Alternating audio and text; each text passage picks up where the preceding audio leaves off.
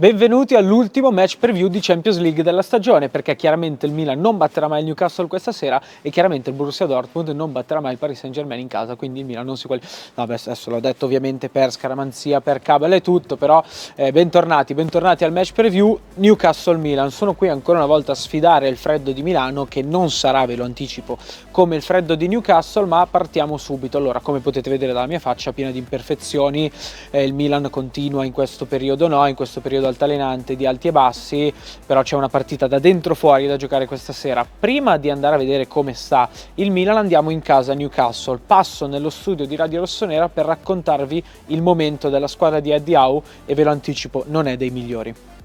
Eccomi con la prima clip di questo preview. Non sono nello studio di Radio Rossonera, ma sono nella mia triste spoglia casina per parlarvi del Newcastle, una cosa che vi interesserà sicuramente di più della mia casa. Perché vi parlo del Newcastle? Perché ve ne parlo io? Perché è una squadra che è in difficoltà. Abbiamo parlato del Milan, una squadra dilaniata agli infortuni. Il Newcastle sta vivendo paradossalmente la stessa situazione, se non una situazione addirittura peggiore. Andiamo a vedere la formazione che vi farò vedere qui e poi a fare delle considerazioni. Perché? Perché già il primo dubbio arriva in porta. Martin Dubravka è in dubbio, l'ha detto anche l'allenatore Eddie Howe in conferenza ieri pomeriggio, è in dubbio, dopo essere stato anche criticato dopo la prestazione in casa del Tottenham con il Newcastle che ha perso 4-1, è in dubbio. Al suo posto ci sarà probabilmente Loris Karius, il marito di Diletta Leotta, tristemente noto ai più per quelle papere che fece nella finale di Champions League contro il Real Madrid, quel gol che consegnò a Karim Benzema. Sì, perché il primo portiere Pope è indisponibile ancora per diversi mesi, l'altro portiere, che è Gillespie, idolo di casa, nato a Newcastle, non è convocabile in Champions League e quindi il ballottaggio è apertissimo. Vedremo se ce la farà Dubravka, non ce la dovesse fare dentro Karius. Partiamo con la linea difensiva, perché a destra giocherà Kieran Trippier, autore di una grandissima partita all'andata contro il Milan, però in questa stagione sta vivendo di alti e bassi, a volte criticato, a volte supportato dai tifosi del Newcastle. Sulla fascia destra ci sarà lui. Coppia di centrali quasi chiamata, perché gli unici centrali a disposizione, oltre al classe 91 Dammet in panchina, è motivo per il quale Eddie Howe porterà probabilmente alcuni della primavera, come ha fatto in campionato portando il classe 2004 Murphy.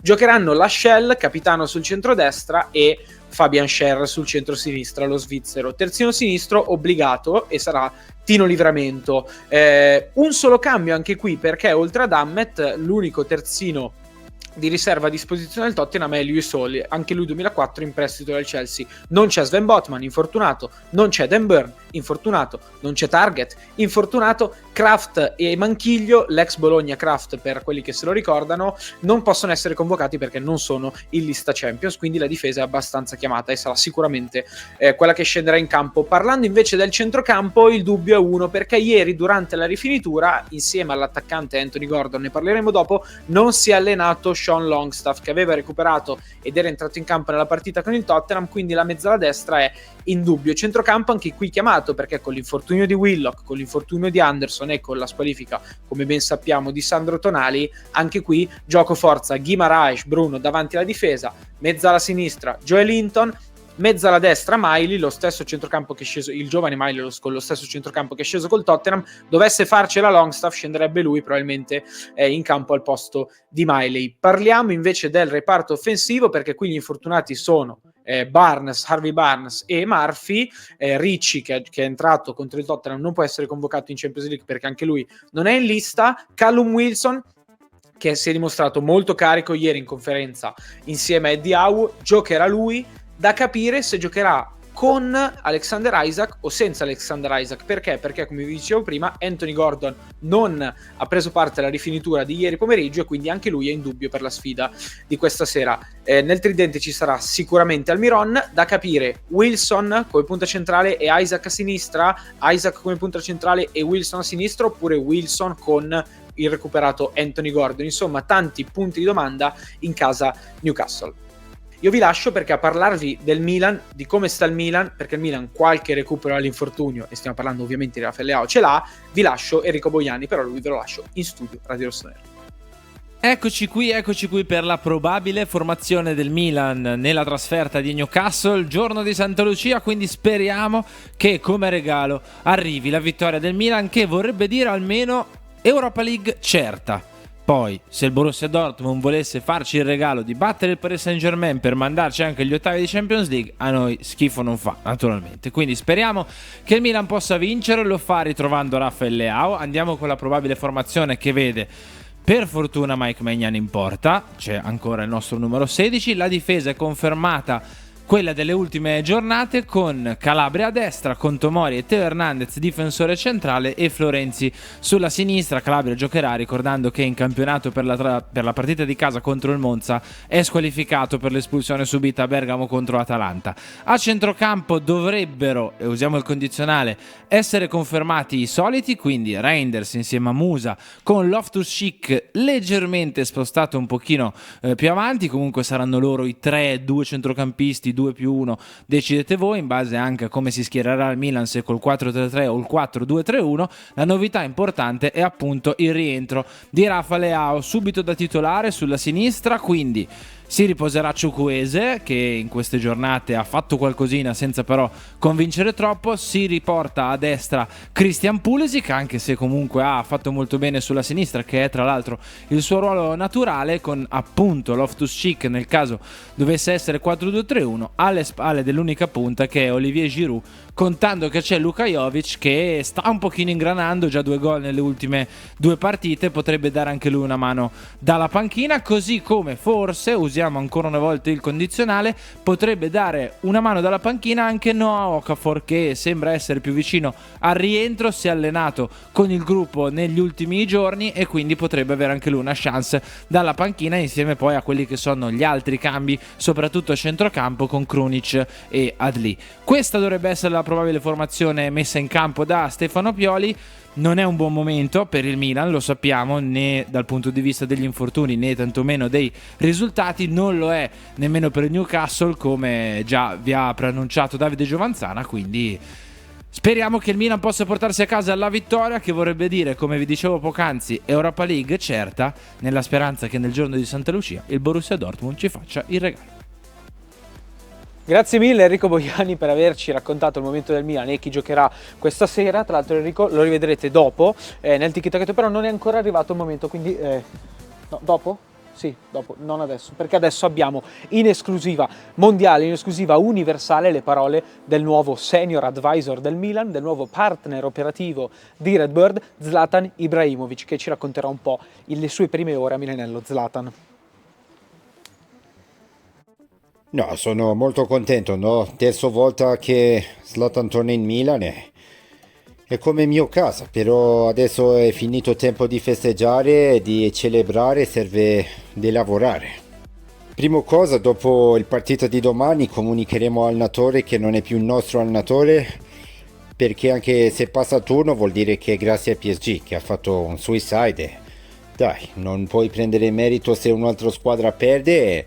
Se invece perde o pareggia che non passa a prescindere, è colpa di Pioli. Quindi poi c'è il mio amico Abate che aspetta prima squadra, è una cosa che mi hanno sempre insegnato di non dimenticarmi degli amici, quindi Pioli is on fire. Anche su stadio ho tante idee nuove, ho già parlato con Jerry e sappiamo che ci vuole un po' per quello nuovo, però intanto serve cambiare nome di quello che abbiamo in San Siro e diventare Stadio Zlatan Ibrahimovic, perché San Siro è vecchio, non fa più paura e questo Milan non fa più paura e serve tutta il cosa per fare paura come un tempo. Chiamare così il stadio sicuramente aiuta. Come promesso torna Enrico Boiani, torna sfida Giovanzana per non perdere un'altra volta. Quest'oggi però giochiamo sulla Champions League, perché Newcastle Milan è una partita di Champions League. Bentornato Henry. Grazie, vedo che hai anche cambiato location per provare Sì. a vincere, stai provando tu. No, non è prova a vincere, che ho fatto 2 clip fuori, faceva molto freddo e quindi ho deciso di tornare nel buon vecchio studio di Radio Rossonera. Come vedi abbiamo Olympique Marsiglia, Liverpool, Paris Saint-Germain e Portogallo, Germania e Belgio. Chi inizia? Parto io con un giocatore del Newcastle, perché Liverpool-Germania, il giocatore del Newcastle è Loris Karius, il buon Loris Karius, che come ho detto prima probabilmente potrebbe anche scendere in campo. Henry. Io rispondo con portoghese del Paris Saint-Germain, Gonzalo Ramos. Sì, Gonzalo Ramos potevi azzardare un pochino in Vitigna anche. Io insomma. volevo mettere Gonzalo Ramos. Sì, io conoscevo anche Vitigna, era per dirti che Anche nonostante Nuno io, Mendes, volendo. nonostante io perda sempre, comunque è che quando si attiva, quando compare la luce rossa Vai in dietro la crisi. telecamera, io vado in crisi. Vado in crisi, però Belgio, Liverpool, Saturday night and I like the way you move, Divock Origi, ci manchi? No. Ci vedremo l'anno prossimo, probabilmente sì, tocca a te. Con Tocca a Divock, me- non io e te, con Tocca a me, devo chiuderti con il portoghese del Liverpool, è molto, molto semplice, infatti gioca anche a EA Sports FC e si chiama Diogo Jota. Ah, non sai che non mi era venuto in mente il buon Diogo Jota. Quindi gioco forza ma perché sono andato a mettere io non so giocare, cioè non ho tattica. Si vede? Però portoghese del Marsiglia ce l'ho. Sì. Era quel difensore centrale. Dai, quel difensore centrale senza capelli, con l'attaccatura dei capelli alta. Rolando. Prova. Era portoghese? Prova. No, non posso perdere. Metto Nuno. No, non Nuno Tavares. Nuno Tavares si chiama. Nuno Tavares. Sì, si chiama Grazie Nuno, Tavares. grazie Nuno. Devi chiudermi con Paris Saint-Germain Portugal. No, devo chiuderti con Paris Saint-Germain belga. Ah, Belgio, sì. Questa è una riprova del fatto che io non vedo neanche quello che c'è. Scusa.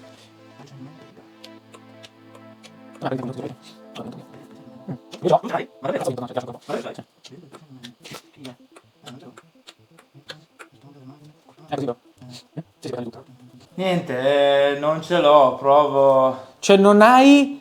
No. Attenzione, questa è una grande chance per Sì. me e per tutti i fan del match preview. Potrebbe arrivare la prima vittoria, a meno che tu non stia bleffando. No, ma in realtà io non ce l'ho, provo proprio a mettere Vertonghen, che non penso abbia mai giocato, ma infatti... Attenzione, perché chi non ha giocato nel Paris Saint-Germain belga è Vertonghen, ma il belga che ha giocato nel Paris Saint-Germain è il buon vecchio Thomas. Meunier. Se riesco a scriverlo Bravo, anche Davide. Meunier, e chiudo la mia prima vittoria sperando che il Milan faccia come me questa sera, perché per noi, per voi, per tutti continuare il cammino europeo direi che è abbastanza fondamentale, anche perché sennò qui a Radio Rossonera cosa ci diciamo per 4 mesi Giusto. se non giochiamo in settimana. Tra l'altro, Cari Meunier gioca nel Borussia contro il Paris Saint-Germain. questo è un incredibile Forza, Thomas. esatto, questo è un incredibile scherzo del destino che ci eliminerà dalla Champions League. Io ti ringrazio Enrico, Grazie. ti ringrazio Ce l'ha Enrico. fatta. Mettete like Cioè, grazie, perché ce l'ha fatta. mettete like, iscrivetevi ancora una volta, attivate la campanella, fate tutto quello che dovete fare. Grazie per il supporto. Ringraziamo Daniele Sporchia, che era Daniele Sporchia ovviamente, ragazzi, l'unico e inimitabile Dani non era Zlatan Ibrahimovic, ve lo rivelo. A fine video vi ringrazio, vi saluto e buona partita a tutti per stasera.